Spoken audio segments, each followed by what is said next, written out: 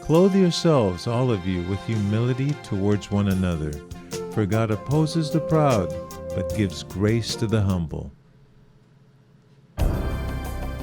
It is Wednesday, the 10th day of May, 2023, and it's time to open up our devotional book, as well as our hearts and our ears, and hear what the Lord would say to us today. And our devotional book is entitled Truth for Life by Pastor Alistair Begg, and our devotional thought is entitled A Mark of True Godliness. That's a mark of true godliness. And 1 Peter chapter 5, verse 5 is our verse for today, and it reads, Clothe yourselves, all of you, with humility towards one another, for God opposes the proud, but gives grace to the humble. That's 1 Peter chapter 5, verse 5. And Alistair Begg writes in today's devotional thought, True godliness grows in the soil of humility. We may have many great giftings, wonderful abilities, great aspirations, tremendous passions, and the utmost diligence, and we may even apparently be successful and useful, but all of that amounts to nothing if we lack humility. So, what is humility?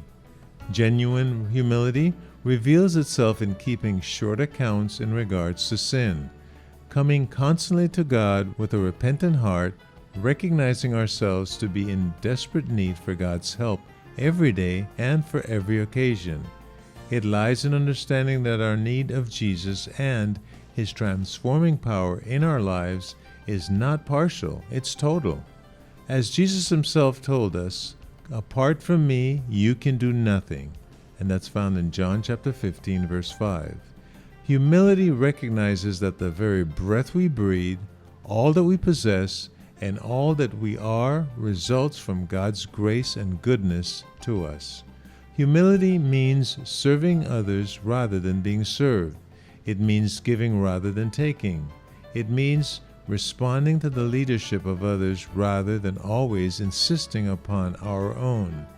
It means fitting into others' arrangements rather than demanding that everyone fits into ours. Yet, the humility of those who serve Christ is not merely an absence of pride or an awareness of our limitations. The opposite of self-love is not self-degradation, but love for God. The answer of being puffed up is not to hate ourselves or to deny the gifts God has given us.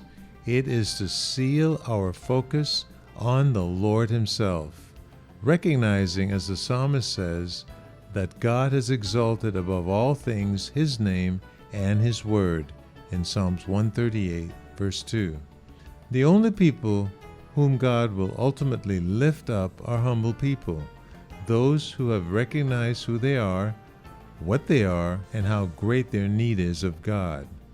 Through the prophet Isaiah, God declared, I dwell in the high and holy place, and also with him who is of a contrite and lowly spirit. That's Isaiah chapter 57, verse 15. Later on he added, This is the one to whom I will look, he who is humble and contrite in spirit, and trembles at my word. That's Isaiah chapter 66, verse 2. Keep your eyes on the Lord Jesus, and He will look to you. You did not make yourself. You did not save yourself. You did not gift yourself. You are utterly dependent upon God's grace. Look to Him. He will lift you up.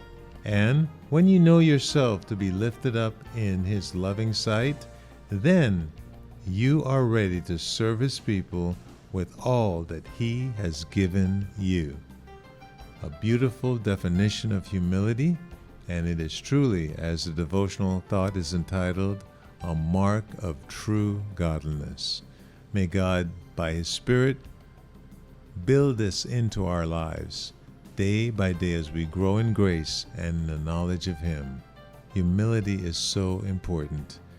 May you find yourself humbling yourself before the Lord so He can lift you up in due season. Well, Clive Walsh here, encouraging you to continue reading through the Word in a year, Numbers chapter 35 and 36, and Gospel of Matthew chapter 5, verses 1 through 26, your assignment for today. And may the Lord richly bless you and give you a great day.